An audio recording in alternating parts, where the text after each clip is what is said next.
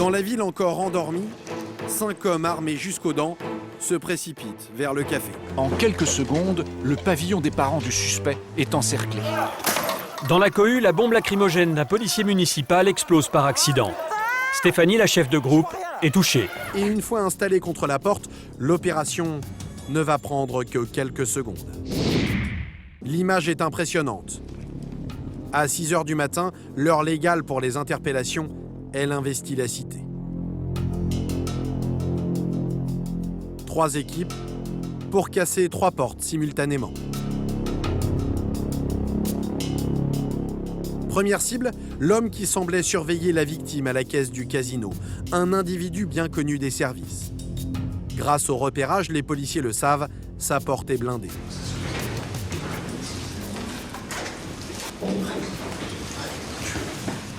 Le vérin hydraulique entre en scène.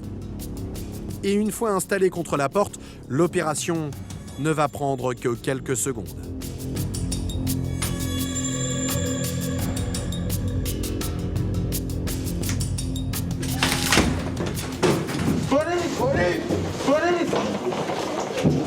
Les policiers tombent sur la mère du suspect, affolée.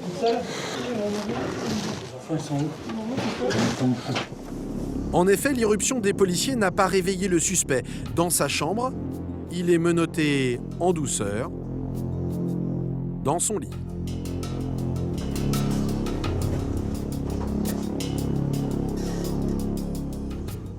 Bonjour monsieur. On vient vous interpeller dans le cadre d'une enquête pour vol avec violence en bande organisée. D'accord? C'est l'affaire de Casino d'Anguin, ça vous parle? Non. Non, ça vous parle pas? Monsieur, vous vous trompez carrément dans... Je pense que ça va commencer à revenir un petit peu. Hein. Bon, enfin, pour l'instant, on n'est pas là. Le jeune homme clame son innocence. Et dans le salon, toute sa famille s'inquiète. Mais qu'est-ce qu'il a fait, monsieur? Ah, je peux pas vous dire, malheureusement, il vous le dira lui-même. Hein, des bêtises. Hein, si on est là. Comment ça, t'as rien fait? On vient voir un gars, ils vont casser la porte? Bon, monsieur, vous venez là, s'il vous plaît? Qu'est-ce qui se passe? Et ben pourquoi ils sont là alors s'il n'y a rien? J'ai rien fait, je sais pas, ils veulent quoi, désolé. Le suspect affirme tomber des nues.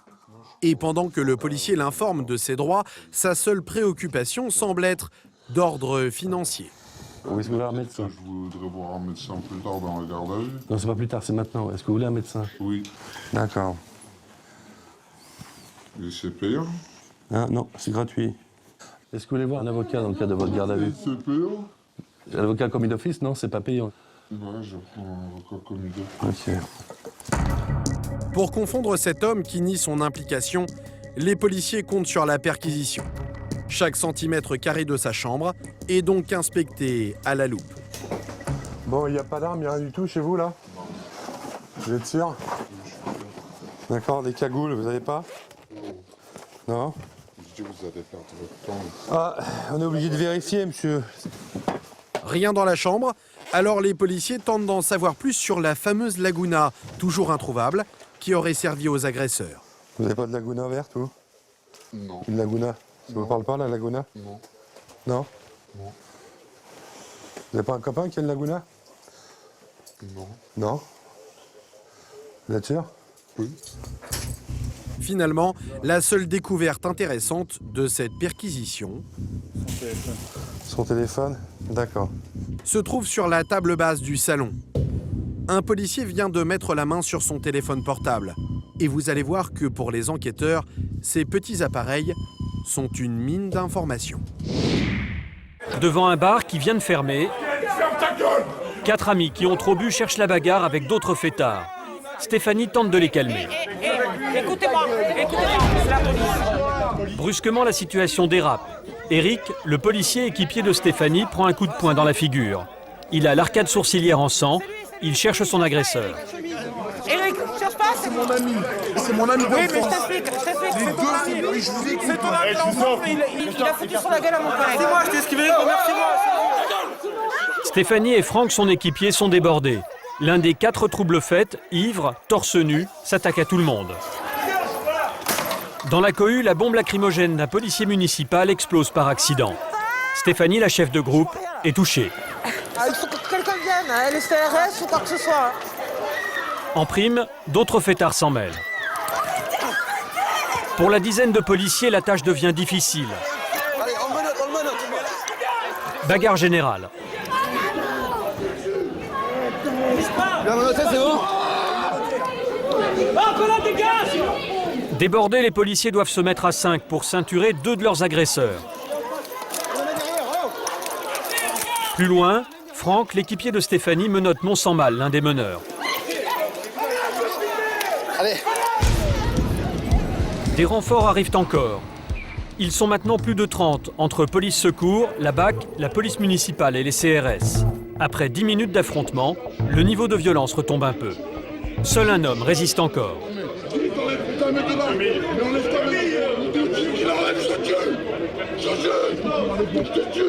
Toi, ta femme et tes enfants. Incontrôlable, il défie les policiers.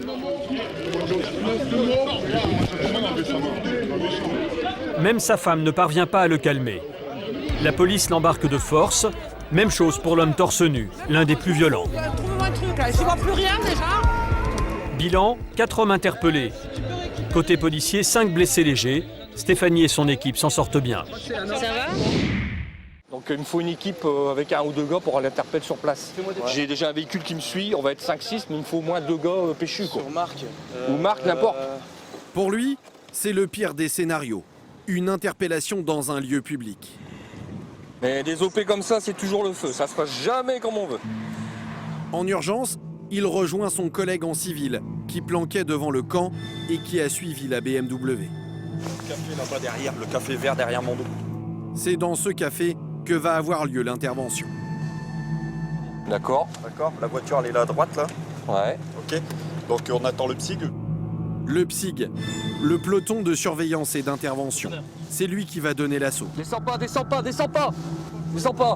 Ils sont dans le café en face, café vert. D'accord, la BM elle est sur le parking. On va faire le tour de l'église et on va se retrouver en face du café dans la rue là. Ouais, mais nous, on n'intervient pas en face, on va vous passer. Hein.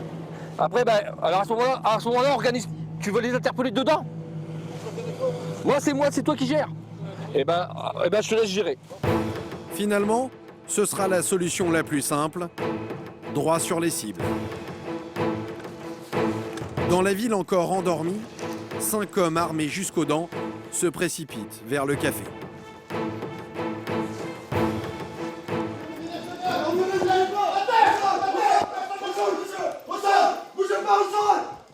Opération de gendarmerie, monsieur, ne vous inquiétez pas. Au milieu des clients, 2 hommes face contre terre. Et parmi eux, le propriétaire de la BMW. Objectif interpellé pour nous dans le café. Premier réflexe des gendarmes, récupérer les clés de sa voiture. L'homme se laisse interpeller sans résistance. Demandez-lui s'il a une pièce d'identité sur lui.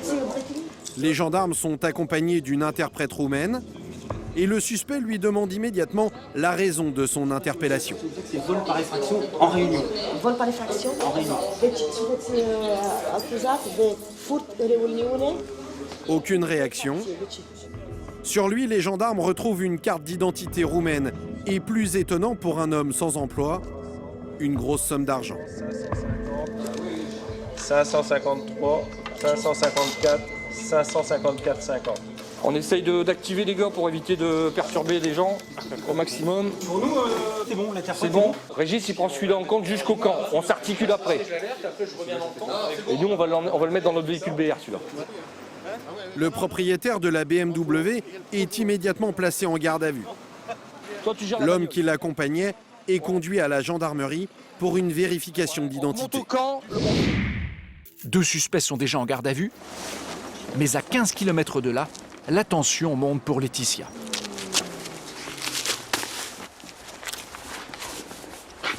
Bon, juste pour te dire qu'on est au niveau de la coopérative, là on est à 2 minutes de l'objectif. Hein. Elle s'apprête à interpeller l'homme de main, le plus violent selon l'hypothèse des enquêteurs. Moi je prends la prochaine, la prochaine, et 3 maisons plus loin. 3 maisons. Notre but, donc, c'est cette maison-là, vous voyez. Une maison, elle est très significative parce qu'elle est sur 2 niveaux. Si jamais ils sortent, moi, je serai en plus ici parce que le but, c'est s'il y a son frère et lui qui sortent en même temps. Nous, on a pris pour objectif, tant que notre groupe n'est pas là, on interpelle tout le monde et on les garde au chaud. D'accord. C'est quand même pas anodin, c'est l'interpellation un peu musclée. On ne peut pas éviter le fait que ça puisse être un individu dangereux, quoi.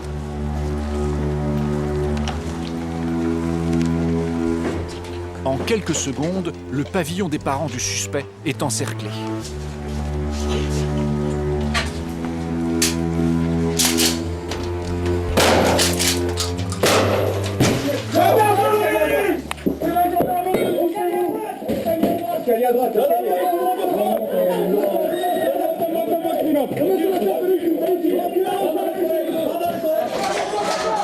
À l'étage, le PI2G interpelle un homme dans son lit. Il me tient, faut que je fasse, putain.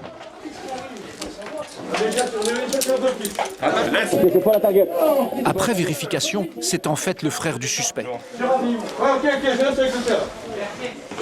voyez pour les enfants là L'individu recherché se trouvait au rez-de-chaussée. Il est menotté dans la cuisine. Pas du tout, là. Sa chambre de vie, c'est bon. Là. Alors, vous êtes en garde à vue pour les motifs de vol avec arme et violence aggravée. Comment? Commis le dimanche 22 janvier vers 3h30. Ok? Vous avez compris ou pas, monsieur? Je vous expliquerai après dans les détails, mais vous avez compris les motifs de la garde à vue ou pas? Oui? Moi, j'ai rien fait. Ça, je vous expliquerai après. Est-ce qu'il y a des armes ici? Non. Est-ce qu'il y a de la drogue? Des aiguilles, des choses comme ça? Non. Des choses dangereuses. Vous avez le droit d'être examiné par un médecin? D'accord? Vous avez le droit d'être assisté d'un avocat dès le début de la garde à vue? Pour pouvoir fouiller la maison dans le calme, Laetitia prend le temps de rassurer la famille. La mère du suspect est sous le choc. Sachez que si on vient ici, c'est pas par hasard. C'est qu'il a des choses à nous dire. Pleurez pas, ça sert à rien. Ça sert à rien. Hey, vous êtes sa maman, il est grand. S'il a fait des choses qui sont pas bien, il assumera. On est d'accord? Là, j'ai pas le droit de savoir ce qu'il a fait. Il est majeur, madame. Ce qu'il a pas fait. Il est majeur. D'accord? C'est lui qui vous le dira, après. D'accord? Moi, je vous informe, comme quoi on va l'emmener avec nous. On a des questions à lui poser. Il a des choses à nous dire. Et vous veillez sur mamie, hein? Attention. Fais confiance, hein?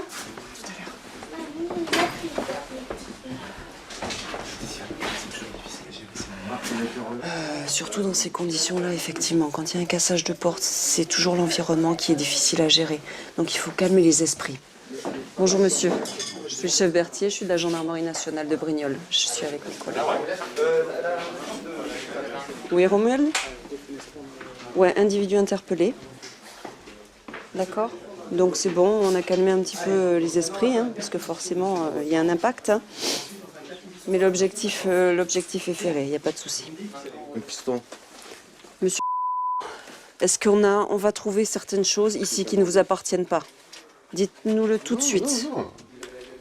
Mais moi, je me sens même pas coupable. Je sais même pas pourquoi vous venez chez moi comme ça. Là. On ne dit pas que vous êtes coupable, monsieur. Vous pouvez y aller. Il me parle de braquage à main armée. Jamais je ferai un braquage à main armée.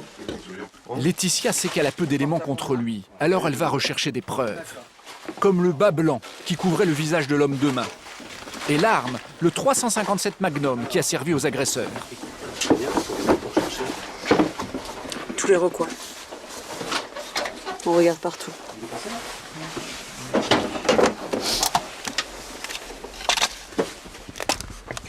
Il y a beaucoup de marques assez chères, que ce soit en vêtements ou en lunettes. Donc ça peut dénoter un train de vie particulier. Dans les médias, on ne peut rien affirmer, comme quoi ça ne lui appartient pas. Maintenant, effectivement, pour un cuisinier, moi en tant que gendarme, j'ai pas autant de marques de vêtements. Un train de vie troublant, mais ni armes, ni drogue. Et aucune trace non plus du bas blanc avec lequel l'agresseur s'était couvert le visage. Alors s'agit-il vraiment de l'homme de main? Un quart d'heure plus tard, au moment où ils arrivent au pied de son immeuble, il repère sa voiture qui arrive tranquillement sur le parking. On y va.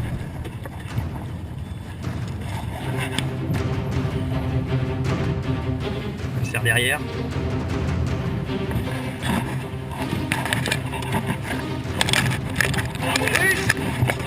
Démarre!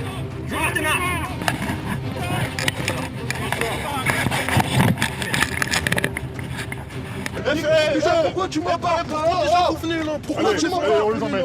Pour le caméraman. À bord du véhicule, il y a 2 individus. Et l'homme que les policiers recherchent, le voici. C'est lui qui aurait récupéré les armes du braquage. Ah, dégage! Qu'est-ce que tu vas faire? Qu'est-ce que tu vas faire? Tu me craches pas dessus. Je me crache pas dessus, monsieur. Laisse ton pied par terre. Mais face aux policiers, le jeune homme va rapidement se calmer. Il a manifestement des choses à cacher. Il y a que cette pièce-là, il n'y en a pas d'autre? Non. Il utilisait ses chaussettes comme portefeuille. Prenez. Une cachette habituelle chez les petits trafiquants. Donc 20 et... J'ai 20 billets de 20 euros. 400 euros. J'ai bien 9 billets de 50. 450 plus 400. 850 plus 850 plus 20, 670. On est d'accord? On est d'accord. 870 € dans les chaussettes. Une somme rondelette en liquide. Peut-être le résultat de petits trafics. Mais ce qui intéresse surtout les policiers, c'est l'arme que cet homme aurait eue entre les mains. Alors ils fouillent son véhicule à la recherche d'un indice. J'ai un petit peu mon crochet. Mais rapidement, ils doivent se rendre à l'évidence. Pas de traces de fusil à pompe dans cette voiture. Les enquêteurs décident alors d'aller perquisitionner chez lui. Le jeune homme vit toujours chez sa mère. Il y a quelqu'un? Il y a un petit chien. Comment? Désormais, les enquêteurs misent tout sur ce jeune homme pour retrouver l'arme qui a servi au braquage. L'enjeu est énorme parce qu'on recherche quand même une arme à feu, un fusil à pompe qui a servi à un braquage. Donc si on peut mettre ce fusil hors circuit, ce serait bien.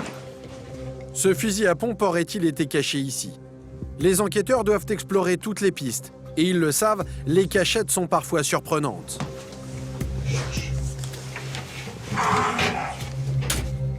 Dernière vérification avant de partir, les placards électriques dans les parties communes de l'immeuble, une planque souvent utilisée par les jeunes dans cette cité sensible de Valenciennes.